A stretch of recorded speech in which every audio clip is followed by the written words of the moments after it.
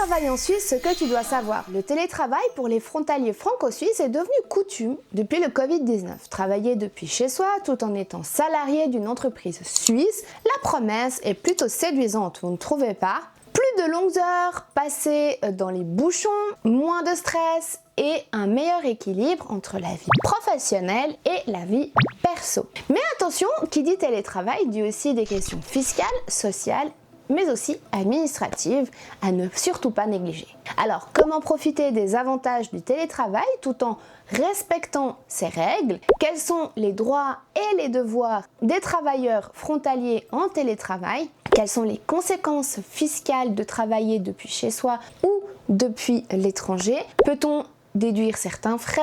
Et que se passe-t-il si on télétravaille depuis un autre pays? Existe-t-il des assurances spécifiques pour les frontaliers en télétravail? Nous allons développer et voir tous ces points dans un tout petit instant, mais laissez-moi d'abord me présenter et aussi te souhaiter la bienvenue.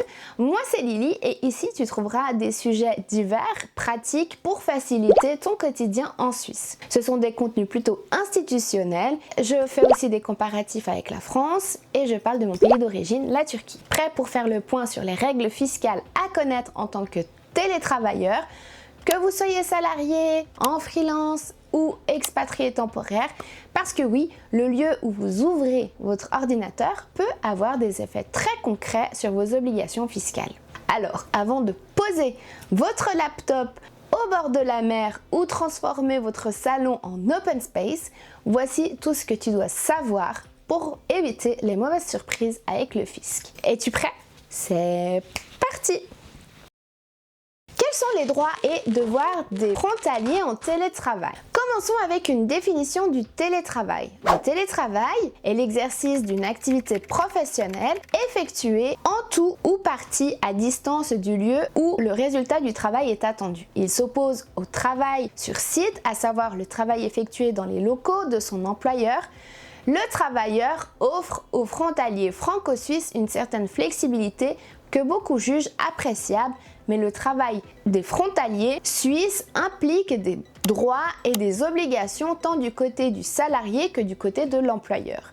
Mieux vaut donc maîtriser tous ces rouages. Tout d'abord, les droits. Regardons dans un premier temps le cadre juridique du télétravail. Faire du télétravail n'est pas seulement une nouvelle façon de travailler, mais aussi un statut encadré par la loi avec des droits et des obligations pour les employeurs comme pour les employés. Que ce soit en France ou dans un contexte transfrontalier, il ne suffit pas de travailler depuis chez soi. Il faut un cadre juridique clair. Le télétravail repose sur un accord mutuel entre l'employeur et le salarié. Il n'est ni un droit automatique pour le salarié, ni une obligation imposable par l'employeur. Ainsi, il repose sur le consentement mutuel. Donc l'employeur ne peut donc pas imposer le télétravail à son salarié et inversement. Mais c'est aussi une formalisation. Il est recommandé de formaliser cet accord par écrit afin de préciser les modalités du télétravail. Vous pouvez ainsi souvent l'avoir sous forme d'un avenant au contrat de travail. Parlons maintenant de la réglementation fiscale, le point essentiel, le nerf de la guerre. Traditionnellement, les frontaliers résidant en France et travaillant en Suisse sont imposés selon des accords bilatéraux spécifiques. L'accord du 11 avril 1983 stipule que les travailleurs frontaliers exerçant leur activité dans certains cantons suisses sont imposés exclusivement en France. En contrepartie, la France reverse une compensation financière à la Suisse. Avec l'essor du télétravail, des questions se sont posées quant à l'imposition des jours travaillés depuis le domicile en France. Initialement, des accords temporaires ont été mis en place pour maintenir le régime fiscal existant malgré le télétravail, mais depuis 2023, il est possible d'effectuer jusqu'à 40% de son temps de travail en télétravail, depuis donc son domicile en France, par exemple, sans modifier le régime d'imposition habituel. Cela signifie que dans cette limite, le salaire reste imposés en Suisse, évitant ainsi une double imposition. Au-delà des 40%, la portion de rémunération correspondant au télétravail est imposable en France dès le premier jour de dépassement. Il est donc impératif de bien suivre le temps de télétravail effectué pour éviter ces complications fiscales, car celles-ci pourraient également impacter les charges sociales de l'employeur. Mais si tu souhaites en savoir davantage sur le sujet des impositions, je t'invite à venir cliquer sur ce lien que je te mets juste ici et je te mettrai le lien de la vidéo dans la description et ainsi tu pourrais compléter cette vidéo avec celle-ci. Voyons maintenant du côté de la sécurité sociale et de la protection sociale. De la même manière que la fiscalité, un accord entre la Suisse et l'Union européenne permet aux frontaliers de télétravail jusqu'à presque 50% de leur temps depuis leur pays de résidence sans changer leur affiliation à la sécurité sociale. Ainsi, tant que le télétravail ne dépasse pas cette proportion, le travailleur reste affilié au régime de sécurité sociale suisse. Deuxième point, on peut regarder du côté des obligations maintenant. Alors, quelles sont les obligations de l'employeur? L'employeur a plusieurs responsabilités envers le salarié en télétravail. Déjà, il doit fournir ses équipements, donc il doit assurer que le salarié dispose des outils nécessaires pour accomplir ses tâches, type ordinateur, accès Internet sécurisé, et autres. L'employeur est tenu de veiller à la santé et à la sécurité du salarié, même en télétravail. Cela inclut par exemple l'évaluation des risques liés au poste du travail à domicile. Les horaires de travail doivent être clairement définis pour garantir le respect de la vie privée du salarié et éviter les dérives liées à la déconnexion. Alors maintenant, regardons du côté des obligations du salarié. Le salarié en télétravail a également des devoirs, donc il doit respecter des horaires, il doit respecter les plages horaires convenues avec l'employeur, la confidentialité bien évidemment, assurer la confidentialité des données professionnelles, surtout lorsqu'il travaille depuis un environnement non sécurisé. La communication, maintenir une communication régulière avec l'équipe et informer l'employeur de toute difficulté rencontrée. Quelles sont les conditions pour bénéficier du statut de frontalier en télétravail? Pour bénéficier du statut de frontalier en télétravail, les conditions suivantes doivent être remplies. Déjà, le salarié doit résider en France et travailler pour un employeur situé en Suisse. Retour quotidien ou hebdomadaire. En effet, le frontalier doit en principe retourner quotidiennement ou au moins une fois par semaine à son domicile en France. Et aussi l'accord de l'employeur, le télétravail doit être formellement accepté par l'employeur suisse, idéalement par un avenant au contrat de travail précisant les modalités du télétravail, comme j'ai pu vous l'expliquer un petit peu avant. En respectant ces conditions, les frontaliers peuvent bénéficier du télétravail tout en maintenant leur statut et les avantages qui y sont associés. Après, le télétravail des frontaliers entraîne des interrogations générales sur leur statut en tant que travailleurs, mais aussi en tant que citoyens européens. Cela touche l'organisation professionnelle, oui, mais aussi les devoirs sociaux, les droits à la santé, les allocations familiales, le chômage ou encore la retraite. La vie des frontaliers franco-suisses est en constante rééquilibrage en fonction des conditions socio-économiques de chaque pays. Par exemple, un des points que je peux vous dire que les frontaliers sont payés en francs suisses, mais étant donné qu'ils effectuent la plupart de leurs dépenses en euros, ils sont soumis aux variations, par exemple, du taux de change et plein d'autres petits points de ce style. De plus, télétravailler plus d'un jour en France pour une entreprise suisse induit également des réflexions éthiques sur le statut et l'identité des travailleurs. Ces réflexions contribuent à la promotion de la citoyenneté européenne et à la valorisation des entreprises de l'Union européenne. Comme indiqué dans la résolution publiée en mars 2022, le nouvel accord franco-suisse invite l'Union européenne à faire émerger des points de consensus sur la question des travailleurs frontaliers, mais surtout à rechercher une harmonisation des législations nationales des États membres. Les nouvelles résolutions sur le télétravail frontalier ont été initiées par une alliance franco-suisse jurassienne, mais elles concernent bien tous les transfrontaliers. L'application de ces résolutions pourrait adoucir la vie de nombreux travailleurs, répondre aux questionnements souvent repoussés de la mise à jour du statut des frontaliers dans l'Union européenne. Donc ces accords assureraient l'amélioration des conditions de travail de milliers de personnes, car pas qu'une personne est concernée. Ils valorisent un régime pérenne pour les citoyens européens et encouragent l'engagement économique des entreprises tournées vers l'international. Quelle assurance pour le télétravail? Alors, techniquement, les salariés frontaliers qui exercent leur activité en télétravail bénéficient des mêmes garanties qu'en entreprise, mais est-ce réellement le cas sur le terrain? Premièrement, concernant votre santé par exemple. Le 30 janvier 2023, la France et la Suisse ont signé un accord multilatéral permettant aux salariés frontaliers en télétravail de conserver leur couverture sociale. Donc si vous résidez en France et que vous travaillez à domicile, pour votre employeur suisse à moins de 50%, cet aménagement n'a aucun impact sur votre régime de santé et d'assurance. En d'autres termes, si vous aviez choisi la CMU, vous y resterez. Même chose si vous êtes à la malle. À ce titre, votre couverture et vos droits en cas d'arrêt maladie ou d'accident restent donc inchangés.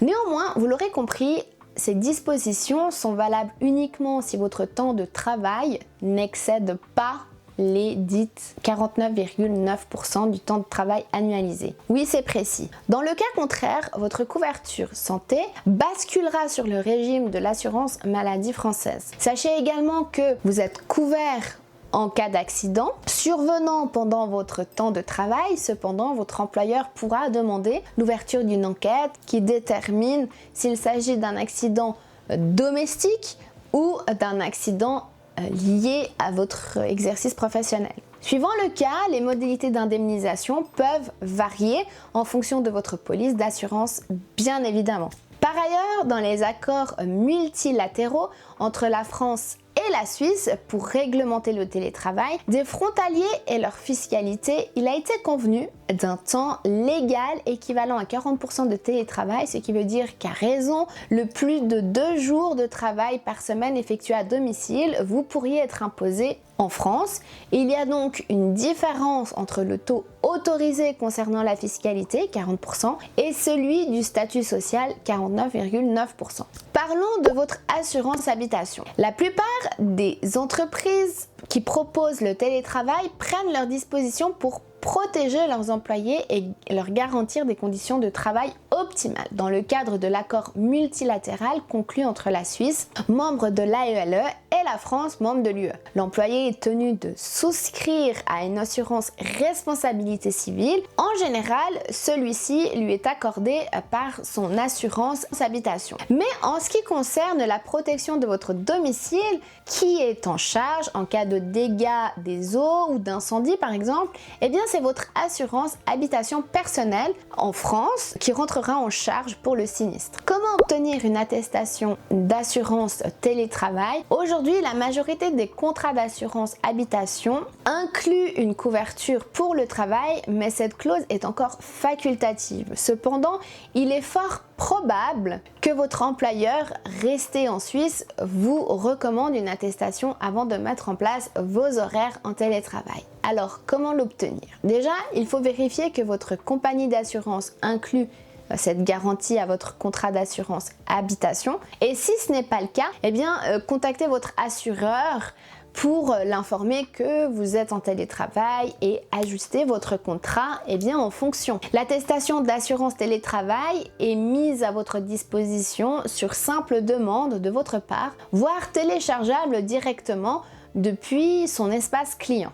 Enfin, qui assure le matériel en télétravail? Eh bien, votre chat a profité de votre pause déjeuner pour se soulager sur le clavier de l'ordinateur et il est désormais bon pour la poubelle. Le clavier, pas le chat. Deux cas de figure se présentent à vous en cas de dommage sur des biens matériels. Le matériel informatique vous a été fourni par votre employeur. Alors la réparation ou le remplacement du clavier révèle de sa responsabilité. Il est donc tenu de souscrire à une assurance télétravail spécifique au préalable en Suisse. Donc c'est l'assurance commerce qui est susceptible de couvrir le matériel de l'employeur, mais celle-ci est normalement effective dans les locaux de l'entreprise, soit à l'adresse déclarée. L'employeur doit donc s'assurer que le matériel fourni à son collaborateur en home office sera couvert à domicile de celui-ci également. Deuxième situation, le matériel informatique fait partie de vos biens personnels. Alors dans ce cas, c'est votre assurance habitation qui est engagée pour couvrir la réparation ou le remplacement du clavier. D'ailleurs, pensez à conserver vos factures d'achat ou à le faire savoir à votre employeur. Je vais maintenant vous proposer un FAQ sur le télétravail pour les frontaliers franco-suisses avec des questions qui sont les plus fréquentes. Mon employeur doit-il imposer la totalité de mon salaire en Suisse si je fais 20% de télétravail depuis la France par exemple? Alors oui, même avec 20% de télétravail en France, l'intégralité de votre salaire reste soumise à l'impôt à la source en Suisse. Deuxième question, je travaille à temps partiel, puis-je bénéficier de l'accord sur le télétravail? Eh bien oui, l'accord s'applique proportionnellement à votre taux d'activité. Par exemple, si vous travaillez à 50% mi-temps, vous pourrez télétravailler jusqu'à une journée par semaine sans que votre fiscalité soit impactée. Troisième question, puis-je télétravailler depuis ma résidence secondaire? Alors oui, à condition que cette dite résidence se trouve dans votre pays de résidence, peu importe son emplacement géographique par rapport à la frontière suisse. Alors le statut de quasi-résident est-il maintenant si je travaille à 40%? Oui, tant que le télétravail ne dépasse pas 40%, vous pouvez continuer à remplir les conditions pour être considéré comme quasi-résident à condition que le revenu correspondant reste imposé en Suisse. En tant qu'employeur, combien de jours de télétravail puis-je autoriser sans modifier l'imposition en Suisse? Alors pour un employeur travaillant 240 jours par an, vous pouvez autoriser jusqu'à 96 jours de télétravail par année civile, soit 40% de 240. Si votre personnel travaille 220 jours par an, le plafond sera de 88 jours. Chaque entreprise doit calculer ce seuil en fonction du nombre de jours effectivement travaillés. Existe-t-il une limite hebdomadaire pour le télétravail? Alors non, l'accord ne fixe aucune contrainte hebdomadaire. Vous pouvez organiser les jours de télétravail librement sur l'année tant que le total ne dépasse pas 40% du temps de travail annuel. Alors, que se passe-t-il si un salarié frontalier ne peut plus se déplacer à cause d'une blessure et travaille 100% à domicile? Alors même pour des raisons de santé, les jours de télétravail doivent être pris en compte dans le calcul de seuil de 40%.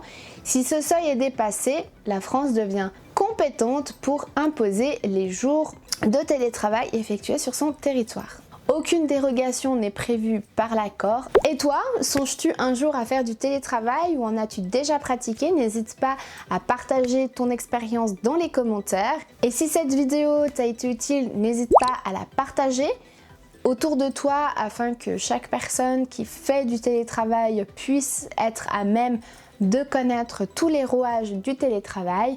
Moi, c'est sur ça que je vais vous laisser. J'espère que cette vidéo vous aura été utile. Je vous retrouve la semaine prochaine avec une nouvelle thématique. Je vous fais des bisous et à très vite.